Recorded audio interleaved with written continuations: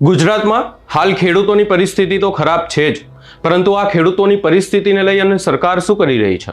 સરકારના મંત્રીઓ કે જે સર્વે કરવા માટે જાય છે એમને ખેડૂતોના પાકમાંથી વાસ આવે છે.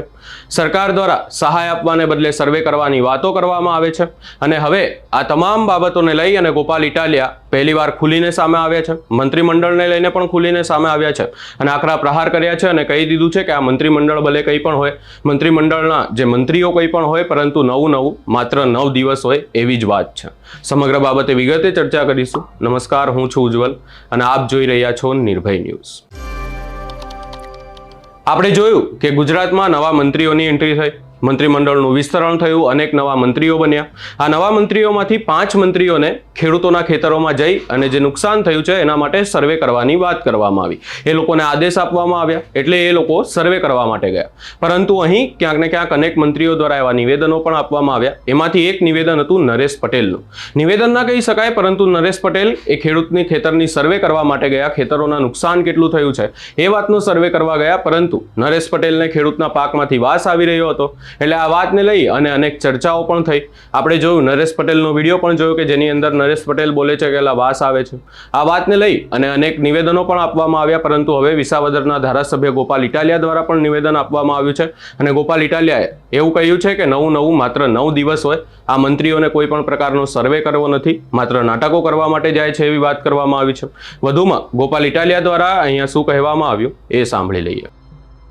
આમ આદમી પાર્ટીના રાષ્ટ્રીય કન્વીનર, દિલ્હી સરકારના પૂર્વ મુખ્યમંત્રી, અમારા પ્રેરણા સ્ત્રોત શ્રી અરવિંદ કેજરીવાલજી, પંજાબના લોકપ્રિય મુખ્યમંત્રી શ્રી ભગવંત માન સાહેબ, આ બંને અમારા મહાનુભાવો ગુજરાતના ખેડૂતોની વારે આવી ગયા છે, હામી બનવા આવી ગયા છે. ખેડૂતોને અત્યારે ટેકાની જરૂર છે, સંવેદનાની સાથ સહકારની જરૂર છે, ત્યારે અમારા બંને નેતાઓ આજે ગુજરાત આવી ગયા છે. હું એ બંને નેતાઓનું સ્વાગત કરું છું. છેલ્લે આપણે જોયું કે ગુજરાતમાં તમામ એપીએમસી માર્કેટિંગ યાર્ડની અંદર ભાજપ સમર્થિત માણસો ખુલ્લેઆમ ખેડૂતોનું શોષણ કરી રહ્યા છે. ક્યાંક કડદો બોલાય છે, ક્યાંક કટ બોલાય છે, ક્યાંક કડ બોલાય છે, ક્યાંક કમિશન બોલાય છે. શબ્દ અલગ છે પણ ચાલાકી એક સરખી, શોષણ એક સરખું, ભ્રષ્ટાચાર એક સરખો છે.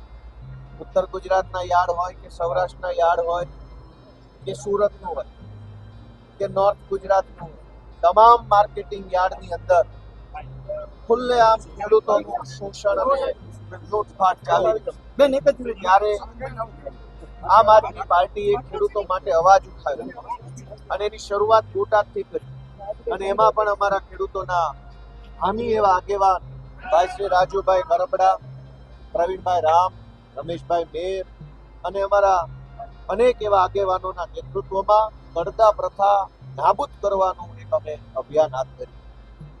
કડદો નાબૂદ ન કર્યો, કડદા બાજોને જેલમાં ન મૂક્યા, પણ કડદો કરનારાને બચાવવા માટે થઈ કડદાનો વિરોધ કરનારા આમ આદમી પાર્ટીના આગેવાનોને ભાજપે ખોટી એફઆઈઆર કરી જેલમાં પૂર્યા, નિર્દોષ ખેડૂતો ઉપર દંડો ચલાવ્યો.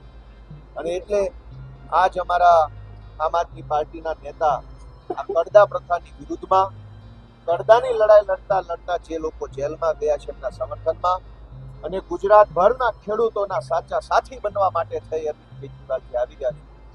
દોસ્તો, આજે એક તરફ કડદાનો માર, એક તરફ માવઠાનો માર, એક તરફ પોલીસનો માર. ખેડૂત જાય તો જાય ક્યાં? ખેડૂત પાસે શું વધ્યું? લાચાર, નિસહાય અને શોષણનો ભોગ બનેલ ખેડૂતને સતાવવામાં આવી રહ્યો છે. ત્યારે આમ આદમી પાર્ટી ગુજરાતભરના તમામ ખેડૂતોની સાથે ખભે ખભો મિલાવીને ઊભી છે.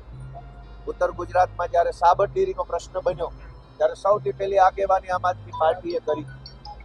દક્ષિણ ગુજરાતની અંદર પણ જ્યારે ખેડૂતોનો પ્રશ્ન બન્યો જમીન સંપાદનનો, ભરૂચ અને આસપાસના વિસ્તારમાં જ્યારે ચૈતરભાઈએ આગેવાની લીધી હતી જમીન સંપાદન અને ખેડૂતોના પ્રશ્ન બાબતે.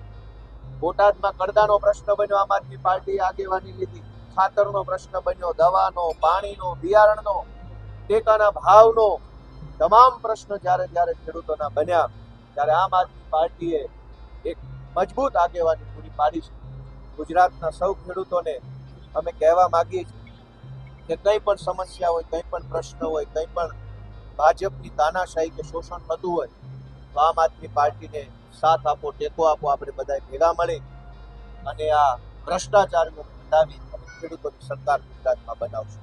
સરકારના નવા મંત્રીઓ પણ હવે ખેડૂત ખેતરોમાં જઈ રહ્યા છે. એ તરફ કોંગ્રેસ પણ હવે ખેડૂતોની વાત સતત કરી રહી છે.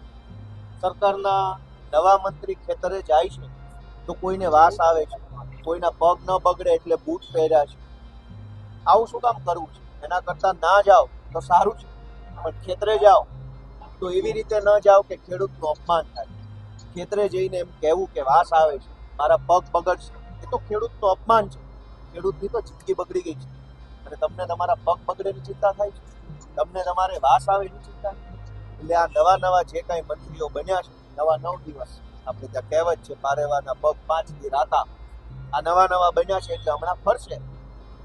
પણ ખેડૂતોના ખેતરે ન જાઓ અને જાઓ તો ખેડૂતનું અપમાન થાય એ રીતે ન જાવ એવી વાત.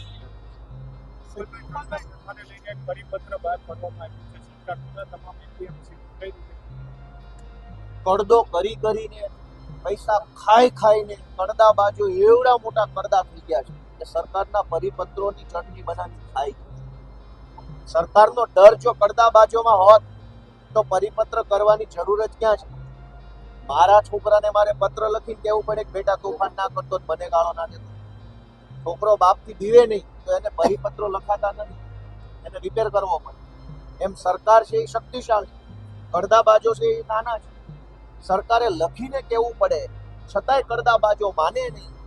તમામ એપીએમસીની અંદર ખેડૂતો સાથે શોષણ, અન્યાય, અત્યાચાર ને લૂંટ થાય અને સરકારના પરિપત્રોની ચટણી બનાવીને કડદાબાજો પી જાય. એવા પરિપત્રો શું કરવાનું? છતાંય સરકારને મોડે સમજાયું, ધ્યાનમાં આવ્યું કે વાત આમ આદમી પાર્ટી વાળાની સાચી છે, ખેડૂતોની વાત સાચી છે, અને એટલે જો પરિપત્ર કર્યો હોય તો હવે જેલમાં જે ખોટા રીતે ખેડૂતોની ઉપર ખોટી કલમ લગાડીને જેલમાં ભર્યા છે એમને બહાર કાઢો અને કડદાવાળાને એમની જગ્યાએ પૂરી દો, એવી અમારી માંગ છે. આજે રાજકોટની અંદર આમ આદમી પાર્ટીની અંદર કોર્પોરેટરના પત્ની સહિત અનેક લોકો જોડાયા છે. નવા લોકો જોડાઈ રહ્યા છે. બીજા બાજુ જૂના કબીરો નારાજગી હોય છે. સામે આજે એટલે નારાજ કોઈ છે નહીં. આજે રાજકોટમાંથી જે રીતે નવા લોકો આમ આદમી પાર્ટીમાં જોડાઈ રહ્યા છે, ચાલુ કોર્પોરેટર હોય, આખા ગુજરાતમાંથી એક સ્પષ્ટ સંકેત છે કે બધે જ વિસાવદર વાળી થવાની છે. દરેક લોકો વર્ષોથી જે ભાજપના ડરથી દબાઈ ગયા હતા, ડરી ગયા હતા, હિંમત હારી ચૂક્યા હતા, આત્મવિશ્વાસ ગુમાવી ચૂક્યા હતા, એ બધી જ જનતાને, બધા જ લોકોને હિંમત, બળ, આશ્વાસન અને આત્મવિશ્વાસ આપવાનું કામ વિસાવદરના અમારા ખેડૂતોએ કર્યું છે.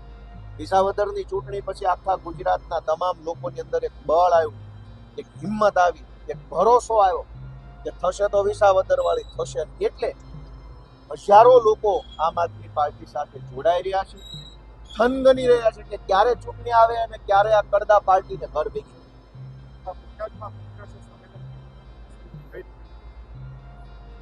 એમાં જોવા જેવું કાંઈ હતું નહીં. એમણે ખેડૂતો માટે સંમેલન કર્યું હતું કે મને ગાળો દેવા કર્યું હતું એમની ખબર.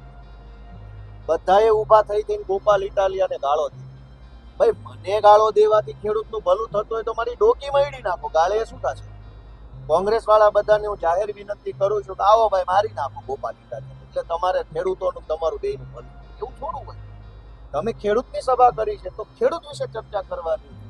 એના બદલે વિસાવદર વાળો આમ છે, ગોપાલ આમ છે, ચૈતરભાઈ આમ છે, એટલે સભા ખેડૂતની ગાળો અમને. આ કેવું?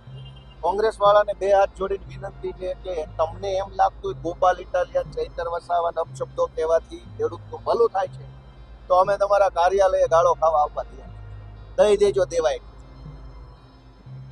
एक गोपाल भाई हिंदी में ब्रीफ में आपकी जो काल की महापंचायत ये सुधार है हमारा प्रमुख के ये नए नंबर आगे એવું છે એવું છે ઠીક છે. सर कल महापंचायत है, अरविंद केजरीवाल और भगवत मान दोनों आ रहे हैं और किसानों को संबोधित करेंगे, क्या क्या पूरा मामला? कल आम आदमी पार्टी के ગોપાલ ઇટાલિયા દ્વારા અહીંયા સ્પષ્ટ કહેવામાં આવ્યું છે કે ભાજપ દ્વારા કંઈ પણ કરવામાં આવે, મંત્રીમંડળનું વિસ્તરણ કરવામાં આવે કે કોઈ પણ વાત હોય, પરંતુ ભાજપના મંત્રીઓ ક્યાંક ને ક્યાંક જે છે એ ખેડૂતો માટે સંવેદનશીલ નથી, લોકો માટે સંવેદનશીલ નથી. એ લોકોને એમનો ક્યાંક ને ક્યાંક કમ્ફર્ટ ઝોન કહી શકાય આપણે, કે જેની અંદર એ રહેતા હોય છે, એમનો કમ્ફર્ટ ઝોન હોય છે, એસી ઓફિસ, એસીવાળી ગાડી. એ લોકો ક્યારે એમાંથી બહાર નથી આવતા, અને ત્યારબાદ કોઈક વાર આવા ખેડૂતોના ખેતરોમાં જાય એટલે એ લોકોને તકલીફ પડવાની, વાસ આવવાનો. પરંતુ આ મંત્રીઓને અમે અહીંયા એવું કહેવા માંગીએ છીએ કે મંત્રી સાહેબ, તમે ક્યાંક ને ક્યાંક આજે આ એસી ઓફિસમાં બેઠા છો, એસી ગાડીમાં ફરો છો, એ તમને ક્યાંક ને ક્યાંક આ ખેડૂતો જ લઈને આવ્યા છે. તમે પણ પહેલા આ ખેડૂતોની વચ્ચે ગયા હશો, તમે પણ મતની માંગ કરી હશે, તમે પણ ક્યાંક ને ક્યાંક કદાચ આ જ ખેતરનો પાક ખાતા પણ હશો. ત્યારે આવા નિવેદનો આપવામાં આવ્યા છે. ગોપાલ ઇટાલિયા દ્વારા પણ આ વાતને લઈ અને જવાબ આપવામાં આવ્યો છે. સમગ્ર બાબતે આપનો શું અભિપ્રાય છે અમને કમેન્ટ કરી જરૂર જણાવશો. અમારી ચેનલ નિર્ભય ન્યૂઝને લાઇક, શેર, સબસ્ક્રાઇબ કરવાનું ભૂલશો નહીં.